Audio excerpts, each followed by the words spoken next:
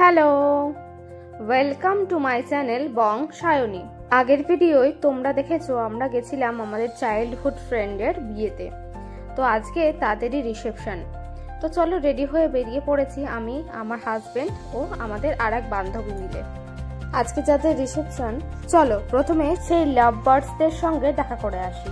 ওই যে আমাদের কিউট ব্রাইড মৌমিতা, খুব মিষ্টি একটি মেয়ে। ওদের সঙ্গে দেখা করে এসে আরো অনেক ফ্রেন্ডের সঙ্গে দেখা হয়েছিল, কিন্তু গল্প করার চক্করে আর ভিডিও নেওয়া হয়নি।